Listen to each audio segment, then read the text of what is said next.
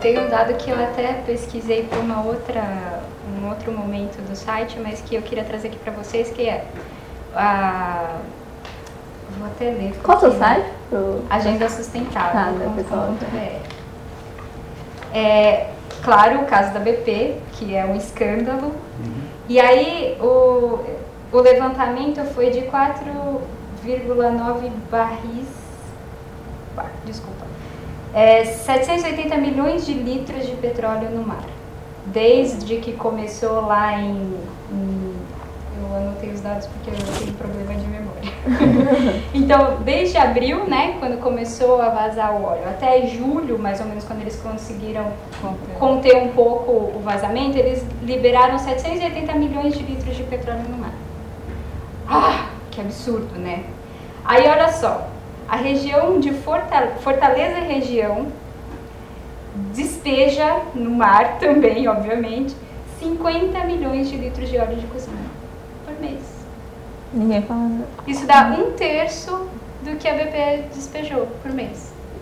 E um dado que eu cheguei a ver na época que estava pesquisando é que 1 litro de óleo de cozinha despejado na pia polui 1 milhão de litros de água. Eu acho que é 1 litro uma... 1 litro para 1 milhão. Ou seja... Então, de novo, de quem é a responsabilidade? A BP foi o escândalo, está pagando bilhões. Claro que eu não estou falando que eles estão certos, eles estão completamente errados. Não pagaram nada por enquanto. Mas quando sair a sentença judicial que a gente vai ver quanto eles vão ter que pagar. E aí, na sua casa, você vai lá e joga 1 litrinho de óleo. Mas veja bem, eu queria discordar um pouquinho dessa sua coisa de ficar querendo jogar responsabilidade em cima dos indivíduos ou das famílias, como se essas coisas fossem independentes. Vou voltar a um exemplo. Por exemplo, São Paulo tentou, a cidade de São Paulo tentou, há um tempo atrás, ter coleta de lixo para fazer a reciclagem do lixo. Muita gente se empenhou em fazer isso. Até, evidentemente, descobri que depois eles misturavam tudo de novo, que não conseguiam, o sistema não estava organizado. Então, muitas das coisas, inclusive essa do óleo, que eu poderia dar contra-exemplo. Com a rapidez, por exemplo, com que um projetinho em Copacabana, de um professor da UFRJ, que começou a coletar o óleo de cozinha para fazer para usar em biodiesel, eventualmente uma cooperativa e tal, numa rapidez tremenda ele conseguiu adesão de praticamente todos os hotéis e todos os restaurantes. Era uma fábula de óleo de cozinha. Então aí passou a ser o problema o quê? Teria que ter uma usinazinha, mesmo que pequena, de biodiesel nas proximidades. Aí já não é uma coisa que um indivíduo, 2 hotéis possam fazer, é uma coisa que, por exemplo, eles foram bater na porta da prefeitura para conseguir o terreno, coisas do gênero. Então, só estou querendo dizer com isso, não que a gente deva dizer assim, não vamos fazer nada até que os poderes públicos ou que a sociedade, mas também o contrário não é verdade, isto é, as instituições, elas surgem, instituições no caso, estou querendo dizer, as regras do jogo, para que as coisas ocorram, né? Elas surgem em movimentos complexos de interação entre comportamentos individuais, familiares e decisões que são mais da sociedade e principalmente dos poderes públicos, do governo, etc. Nem sempre a coisa começa do mesmo jeito, às vezes pode ser uma iniciativa que dê certo. Eu fiquei escandalizado com esse dado que você deu, eu não conhecia do caso de Fortaleza, vou até pesquisar isso. E uma coisa só, né? Imagina o que acontece por aí que a gente nem fica Mas, sabendo. por exemplo, coletar óleo de cozinha é uma coisa que tem várias experiências aqui em torno de São Paulo, com cooperativas de mulheres, né? Não é simples você juntar um grupo de pessoas com esse objetivo, mesmo que elas consigam, inclusive, dar uma acertada no orçamento familiar com isso. Mas, assim, organizar uma cooperativa, as pessoas se entenderem dentro de uma cooperativa para que a coisa realmente funcione e tal, já é um processo muito difícil. E, em geral, esbarra no problema de, e aí, depois você faz o que com óleo? No caso, por exemplo, um caso aqui que foi uma cooperativa em Osasco, eles tinham que mandar para Campinas para fazer o biodiesel. Ou usar de alguma outra forma, para sabão. Não, mas você não acha que isso daqui a pouco vai, conforme a demanda, conforme a cobrança, isso tudo vai se encaixando e vai tomando o caminho certo? Eu acho que as coisas vão acontecendo desde que a gente pressione. Né? As empresas, em geral, elas se adaptam com uma rapidez tremenda, comparativamente às outras coisas aí que a gente tem para comparar. Na verdade, eu só levantei esse dado, não queria causar óbvio, mas eu só levantei esse dado para fazer essa comparação. Eu também acho, aliás, a filosofia da Agenda Sustentável é exatamente essa, que um dos principais responsáveis por implantar a sustentabilidade como um valor social, né, de toda a sociedade, são as empresas, exatamente por essa dinâmica. Então, até você tinha dito que as empresas fazem muito pouco, mas falam do que fazem. Isso é muito verdade. As empresas têm dificuldade de implantar, elas são como uma casa antiga, né, que está acostumada lá a funcionar daquele jeito. E aí, na hora de mudar, você arruma aqui, quebra ali, é difícil para eles. Não deveriam ter políticas públicas que fiscalizassem isso? Olha, outra vez eu vou talvez discordar um pouco, mas não é ruim a gente discordar. É isso que acorda o pessoal que está assistindo a gente, é quando a gente tem uma discordância, entende? Aí eles ficam, opa, quem será que tem razão? Se fica todo mundo dizendo a mesma coisa, eles desligam. Veja bem, eu tenho uma experiência longa de observação de empresas de difícil mudança, que tinham muitos obstáculos e tal, e eu acabei ficando otimista, entende? Vamos qualificar o seguinte, otimista de fato eu não sou, porque otimista é um pessimista desinformado. Mas eu quero dizer o seguinte, que eu tenho observado a evolução das empresas e noto coisas fabulosas. Vou contar um caso. Quando eu voltei do exílio, isso era começo dos anos 80, em 1980, meu primeiro trabalho foi fazer pesquisa na zona de cana. E você chegava nos canaviais e via assim, eles plantavam praticamente até dentro do rio. E aí me aconteceu de falar assim, escuta, mas não teria valido a pena vocês deixarem um pouquinho da mata ciliar, pelo menos, né? E me tratavam de folclore, era bem chato. Depois de uns 25 anos, mais ou menos, eu, por outras razões, aí já orientando uma pesquisa de um aluno, fui à mesma região e vi usinas que mudaram da água para o vinho. Eu não quero dizer que todas as usinas de cana vão fazer isso que eu vou dizer, mas, por exemplo, eu vi usina que faz o seguinte, que vai lá no agricultor dizer para ele que eles estão dispostos a fornecer as mudas e assistência técnica gratuita durante 4 anos para que ele recupere as matas ciliares. Então, isso, tudo bem, alguém pode falar, mas levou 25 anos, mas são os 25 anos que essa coisa está sendo discutida. Ninguém falava em desenvolvimento sustentável nos anos 80. No começo dos anos 80, não existia nem a expressão ainda. No fundo, foi o relatório da Brundtland. 87, né? Surgiu em 79, mas era uma discussão interna da ONU e tal. Quando saiu o relatório, é que as pessoas começaram a falar disso. Nós temos, portanto, no máximo 30 anos de discussão sobre esse assunto. Então, eu estou dando um exemplo de uma mudança radical que se foi nesse período. Agora, você pergunta por quê? Teve vários fatores, que é muito difícil dizer qual foi o mais importante. Primeiro, que as usinas que estão antenadas para o mercado externo perceberam que o consumidor lá fora não vai mais comprar açúcar se não tiver certificado. Bom, para ter certificação você precisa tomar uma série de cuidados. Então já tem um motivo aí que é pelo bolso. Teve ao mesmo tempo uma fiscalização. A indústria tem que se adequar a 1000 normas, né? Eles não têm muita alternativa. Então, nesse caso é uma adequação a uma legislação que poderia continuar a ser desrespeitada. Não, em outros aspectos, né? Eles têm que, a adequação deles tem que ser muito rápida. A fiscalização na indústria. Nesse caso que eu estou dando também não foi, porque é o seguinte, o Código Florestal não era respeitado. O Código Florestal é muito mais antigo do que tudo isso que eu estou falando.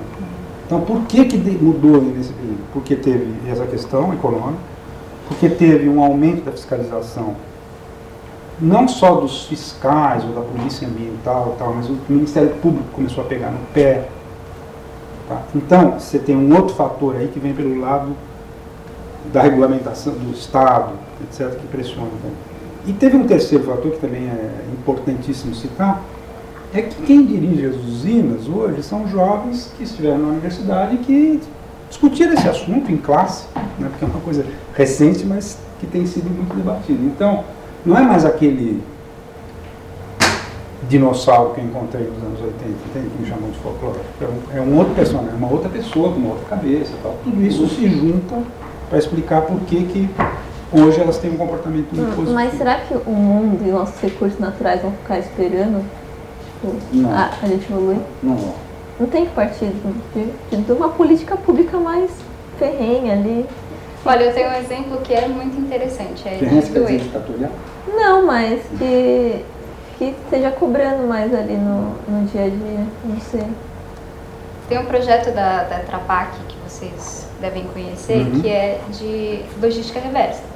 De recolher as caixas e fazer a separação do material, reciclar, enfim. E aí tem o material que é plástico e alumínio, que é muito caro de separar esses dois materiais. Então o que eles fizeram? Eles desenvolveram pellets. E aí eles aplicam na indústria, né, de molde para fazer qualquer coisa que você faria com plástico. Então, em vez de usar plástico, você usa esses pellets de plástico com alumínio. E aí, olha que interessante, as fábricas que fazem isso, elas são taxadas normalmente. Elas não têm nenhuma diferenciação de impostos. Então, se a caixinha fica no meio ambiente, o que mostra que a evolução nada. das empresas é mais rápida que a evolução, porque justamente, se você for discutir com o Ministério da Fazenda hoje, que alguns setores como esse que estão caminhando na direção da sustentabilidade deveriam ter algum tipo de prêmio tributário, vamos dizer assim, não é muito difícil de convencer. Só que fazer isso, mudar a legislação tributária, etc., é uma coisa complicadíssima, muito mais lenta do que a adaptação das empresas. Elas, em geral, desse tipo de empresa, só para não ficar dando exemplo só positivo, que parece que tem uma impressão máxima, tem um escândalo que vai logo surgir, porque vocês sabem que nós vamos ter no Rio agora, o Rio vai estar no foco do mundo inteiro durante muito tempo. Vai ter a Rio 2012, depois vai ter a Copa e as Olimpíadas. Então o mundo vai estar olhando direto. E tem um escândalo lá que é uma empresa chamada, que é uma empresa multinacional, enfim, alemã, ThyssenKrupp, que está construindo uma siderúrgica, que já está começando a... Quando ela estiver em pleno vapor, ela vai sozinha dobrar a pegada a carbono do Rio de Janeiro. Então, vocês veem, é na direção exatamente oposta. Agora, o que a gente pode fazer se grande parte dos próprios representantes da indústria, como por exemplo é o caso da Fiesp, acha que o Brasil já fez o discurso deles é o seguinte: o Brasil já fez a lição de casa, porque a nossa energia elétrica é basicamente limpa por causa da eletricidade, e a gente ainda tem o etanol. Então esse problema de coisa é do resto do mundo, não é nosso. Essa mentalidade, por sorte, não é geral. A própria CNI, a Confederação Nacional da Indústria, já tem uma posição mais razoável. Mas a Fiesp aqui combateu o tempo todo a lei do Estado, porque o Estado de São Paulo hoje tem uma lei ousada nessa questão especificamente, que foi fixar uma redução de 20% das emissões, inclusive antes de fazer o inventário. O inventário vai ser feito agora, mas mesmo assim já foi decidido na Assembleia Legislativa. E foi uma iniciativa do governo estadual, a proposta. A Fiesp fez o lobby do começo ao fim, até o último minuto, para impedir que fosse aprovada essa lei.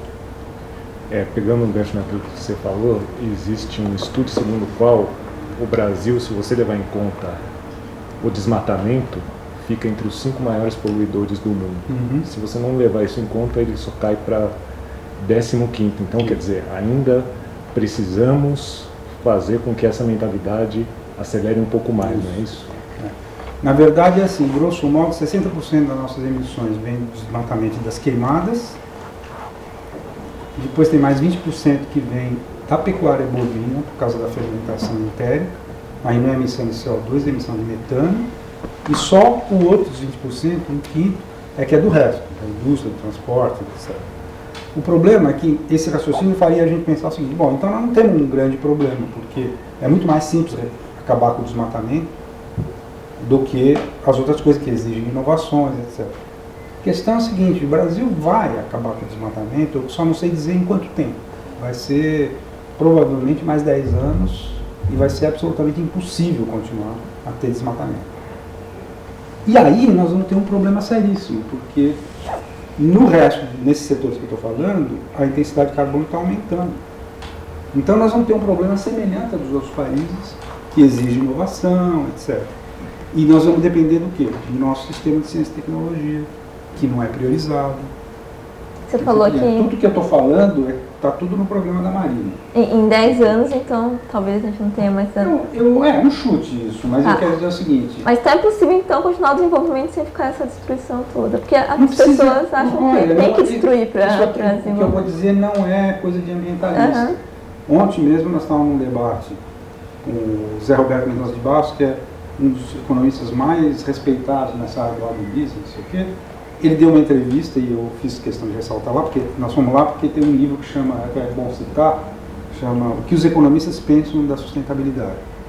Foram 15 entrevistas feitas pelo jornalista Ricardo Arendt, né, com Delfim Neto, Maílson, todos, ele pegou de tudo. E nós estávamos lá com o Zé Roberto e com o Beluso. E o Zé Roberto, como a pessoa mais respeitada nessa área, que mais entende dessa área, disse literalmente: não é necessário derrubar mais nenhuma árvore para que a gente dobre a produção agrícola brasileira em 10 anos. Entende? Então é bobagem essa história que precisa derrubar. Vamos dizer que a discussão no Cerrado ainda seria um pouco mais complicada do que uma regra tipo desmatamento zero. Mas na Amazônia há quase que uma unanimidade por parte dos empresários que têm uma visão razoável. É claro que sempre vão ter uns trogloditas ali que vão continuar dizendo que tem que derrubar, que não faz sentido nenhum, porque eles derrubam para botar boi numa produtividade baixíssima, não dura muito tempo e depois eles abandonam aquelas terras. É um pouco diferente no Cerrado, aí não quero me estender muito, porque isso aqui não é conferência.